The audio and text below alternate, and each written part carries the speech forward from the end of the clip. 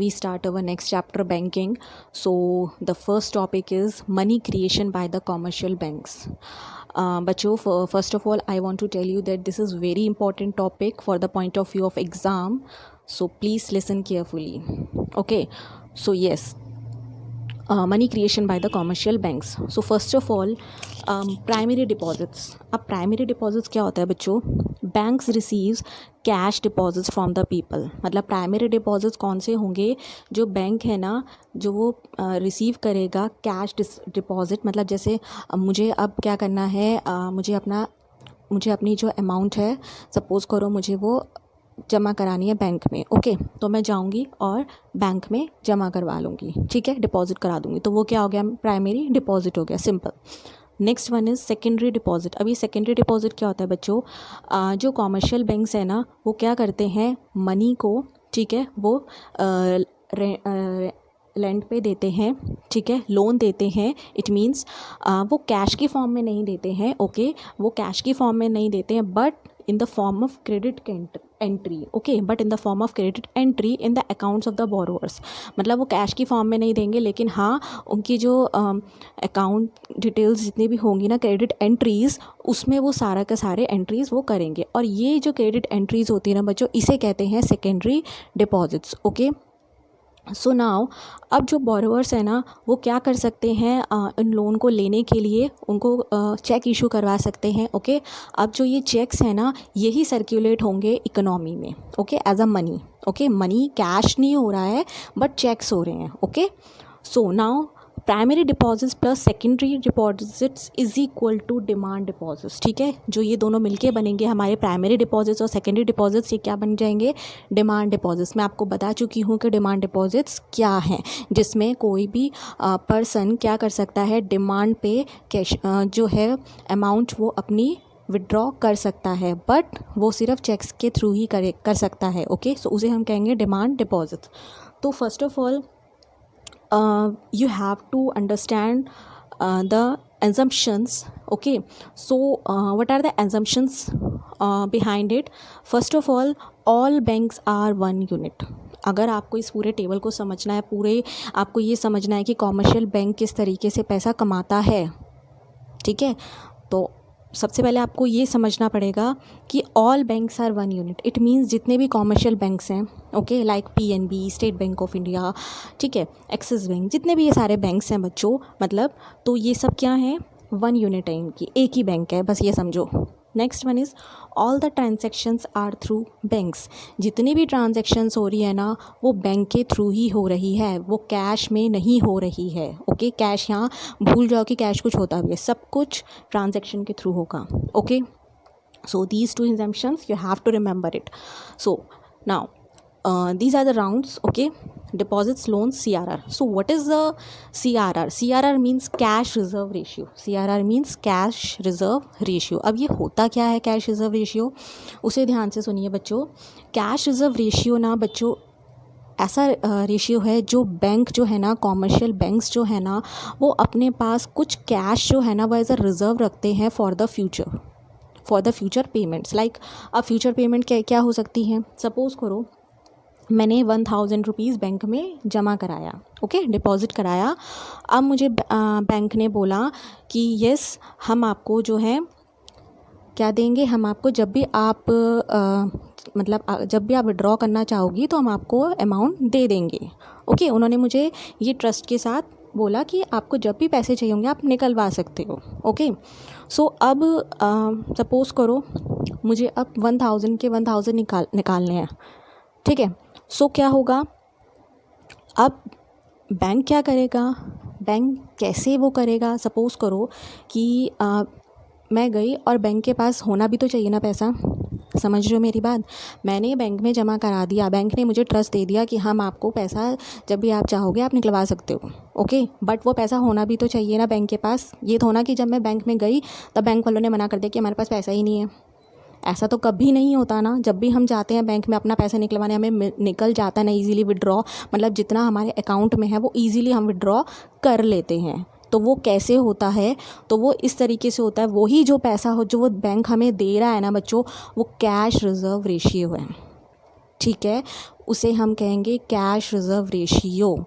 ठीक है, वो रिज़र्व रखता है कि जब भी मुझे निकलवाना पड़ेगा अपना पैसा तो वो मुझे बैंक दे सकता है। सो नाउ अब मैंने 1000 रुपीज़ डिपॉजिट कराया फर्स्ट राउंड में। ओके, सो अब बैंक ने क्या किया, सपोज़ करो हम CRR 10% ले रहे हैं, फॉर एग्जांपल हम CRR 10% ले रहे हैं, बट इतना ध्यान रखना कि ये जो CRR है ना, ये सेंट्रल बैंक डिसाइड करता है, कॉमर्शियल बैंक ये डिसाइड नहीं करता, ये सेंट्रल बैंक डिसाइड करता है, यानी RBI। ओके, सो CRR के बारे में हम आगे पढ़ेंगे इस चैप्टर में और ज़्यादा डिटेल्स में। इसके बाद हम बाद में पढ़ेंगे SLR, CRR, LRR, वो सब हम पढ़ेंगे। अभी आप बस इतना समझो। सो फर्स्ट राउंड में मैंने 1000 रुपीज़ डिपॉजिट करे। ठीक है, अब बैंक ने क्या किया, CRR 10% का क्या कर दिया, अपने पास रिज़र्व रख दिया, कैश रिज़र्व रख दिया कि जब भी मैं लेने गई तो कुछ तो भाई वो देंगे मुझे देने के लिए, तो उन्होंने रख दिया 100 रुपये। 1000 का मल्टीप्लाई बाय 10% करा, कितना हो गया, 100 रुपीज़, CRR 100 रुपीज़। ओके, अब बैंक ने क्या किया, 100 रुपीज़ तो रिज़र्व पे रख दिया, बाकी उसने क्या किया, मतलब 10% उसने क्या कर दिया, अपने पास रख लिया रिज़र्व के लिए। 90% उसने क्या किया, लोन दे दिया।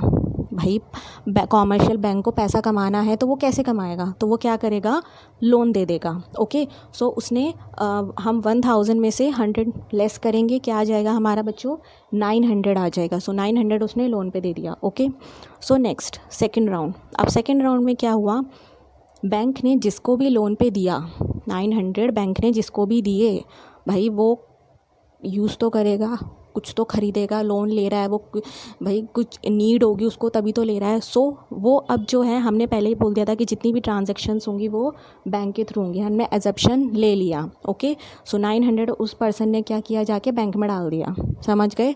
तो वो और all banks are one unit, किसी भी बैंक में उसने डाला हो, लेकिन सारे बैंक्स के हैं हमारे एक ही यूनिट है, तो वो हमारे कहाँ आ गए, डिपॉजिट हो गए, बैंक के पास ही आ गए घूम फिर के वो वापस। अब बैंक ने क्या किया, 900 में से 10% फिर कैश रिज़र्व रख दिया। ठीक है, उस बंदे को फिर बोला कि हम आपको जब भी वो बंदा लेने आएगा, पर्सन लेने आएगा, तो वो उसको दे देगा। ओके, सो 10% उसने अपने पास रखा कैश रिज़र्व के लिए, 90 रुपीज़। अब लोन उसने कितने का दे दिया, फिर 810 रुपीज़ उसने लोन दे दिया। अब थर्ड राउंड में फिर से 800 जो लोन उसने दिया, 810, उस पर्सन ने अगेन थर्ड पर्सन ने फिर से वो डिपॉजिट करा दिया। ठीक है, डिपॉजिट करा दिया, CRR फिर 10% कर दिया, 81, लोन कितना दे दिया बैंक ने, 729 रुपीज़। अब ऐसे ही ये प्रोसेस बच्चों चलता रहेगा। अब हमने टेबल तो समझ लिया, बट अब हम ये समझेंगे कि किस तरीके से कॉमर्शियल बैंक इनकम जनरेट करता है। ओके, तो there is a formula of credit multiplier. सबसे पहले आपको क्रेडिट मल्टीप्लायर की वैल्यू निकालनी पड़ेगी, ये जानने के लिए कि कॉमर्शियल बैंक कैसे पैसे कमाता है, अर्न करता है। तो अब ये सबसे पहले तो ये समझो, जो CRR है वो कौन फिक्स करता है इसका रेट, गवर्नमेंट फिक्स करती है, RBI। ये कॉमर्शियल बैंक फिक्स नहीं कर सकती। ठीक है, CRR को हम लीगल रिजर्व रेशियो भी कहते हैं, इसीलिए क्योंकि ये सिर्फ और सिर्फ गवर्नमेंट ही फिक्स करती है। ओके, सो अब क्रेडिट मल्टीप्लाई का फॉर्मूला हमारा 1/CRR, क्योंकि क्रेडिट मल्टीप्लाई निकालने के लिए हमें CRR का पता होना बहुत ज़रूरी है। तो CRR जो है वो गवर्नमेंट फिक्स करेगी, हम निकाल देंगे, वैल्यू पुटअप करेंगे 1/10%। हमारी K की वैल्यू क्या आ गई, इसको हम K से डिनोट करेंगे, K की वैल्यू क्या आ गई हमारी, 10 आ गई। ओके, अब देखो डिपॉजिट जो है ना, हमें ये ध्यान रखना है कि पहली डिपॉजिट जो है, फर्स्ट राउंड का जो डिपॉजिट है वो कितना था, तो कितना था हमारा 1000। ओके, तो हम क्या करेंगे, 1000 से मल्टीप्लाई बाय कर देंगे जो हमारी K निकला, यानी क्रेडिट मल्टीप्लायर निकला, हमने उसको मल्टीप्लाई कर दिया 10, तो हमारा कितना आ गया, क्रेडिट क्रिएशन कितना आ गया, 10,000 रुपीज़। तो कॉमर्शियल बैंक ने कितना पैसा कमाया, 10,000 रुपीज़। मतलब कॉमर्शियल बैंक ने 1000 से, सबसे पहले जो उसका था 1000 था, तो उसने 1000 से देखो 10,000 बना लिए। ठीक है, तो इस तरीके से कॉमर्शियल बैंक जो है मनी क्रिएट करता है। अंडरस्टूड। डिपॉजिट हमारे पास एक और वे है जिसके थ्रू हम निकाल सकते हैं कि हम किस तरीके से हम निकालेंगे। तो सबसे पहले तो ये देखो कि जो डिपॉजिट्स है ना बच्चों, यहाँ पे ये टाइम डिपॉजिट्स नहीं है, ये डिमांड डिपॉजिट्स हैं। ओके, सो डिमांड डिपॉजिट्स का फॉर्मूला है हमारा 1/CRR multiply by cash reserve. अब देखो बच्चों, CRR हमने 10% ले लिया। ओके, जो यहाँ पे कैश रिजर्व लिया ना बच्चों हमने, कैश रिजर्व हम यहाँ पे टोटल कैश रिजर्व की अमाउंट लेंगे, यानी 1000 रुपीज़ लेंगे। ओके, सो हमने 1000 रुपीज़ लेके इसको सॉल्व किया, तो हमारा डिमांड डिपॉजिट्स यानी डिमांड डिपॉजिट्स हमारा वही है जो मनी क्रिएट किया कॉमर्शियल बैंक्स ने। सो हमारा डिमांड डिपॉजिट्स भी कितना आ गया, 10,000 रुपीज़। ओके, सो इस तरीके से आपको ये सब ध्यान रखना है कि किस तरीके से कॉमर्शियल बैंक मनी क्रिएट करता है। So one more topic is there बच्चों, आपको ये ध्यान रखना है कि ये तो आपको पता चल गया कि CRR कौन फिक्स करता है, गवर्नमेंट फिक्स करती है, RBI। अब ये ध्यान रखना कि अगर CRR का रेट जो है कम हो गया ना, तो मनी क्रिएशन जो है कॉमर्शियल बैंक का वो बढ़ जाएगा, ठीक है। और जब CRR का रेट बढ़ गया, 10 से 15% हो गया या 12% हो गया, तो मनी क्रिएशन जो है वो भी कम हो जाएगा। समझ रहे हो? तो आपको ये ध्यान रखना है, कॉमर्शियल बैंक की जो मनी क्रिएशन है ना, वो टोटली पूरी तरीके से डिपेंड करती है CRR के रेट पे। इसीलिए इसे लीगल रिजर्व रेशियो कहा जाता है, इसीलिए इसे RBI फिक्स करती है। इसको कॉमर्शियल बैंक्स बिल्कुल भी नहीं फिक्स कर सकती। ओके, सो आई होप कि आपको समझ आ गया होगा कि किस तरीके से कॉमर्शियल बैंक मनी क्रिएट करता है। आपको एक बात और ध्यान रखनी है कि मैंने आपको बताया CRR कौन डिसाइड करता है, सेंट्रल बैंक। ओके, तो अब आपको ये भी ध्यान रखना है कि जो CRR है ना, जितना उसका रेट कम होगा, जितना उसका रेट कम होगा, मनी क्रिएशन उतना ज़्यादा होगा। मतलब जितना CRR कम होगा ना, कॉमर्शियल बैंक्स को उतना ज़्यादा उतनी ज़्यादा इनकम होगी, ठीक है, ज़्यादा इनकम होगी। अगर CRR का रेट ज़्यादा हो गया तो कॉमर्शियल बैंक की इनकम कम हो जाएगी। ओके, ये आपको ध्यान रखना है। There is a inverse relationship between CRR and money creation by commercial banks. Yes students, अगर आपको मेरा वीडियो पसंद आया है तो लाइक करें, शेयर करें, सब्सक्राइब करें और बेल आइकन को ज़रूर प्रेस करें, ताकि जब भी मैं अपनी न्यू वीडियो अपलोड करूं उसका आपको नोटिफिकेशन मिल जाए। सो मिलते हैं हमारी नई वीडियो में, नेक्स्ट वीडियो में। So till then bye, take care.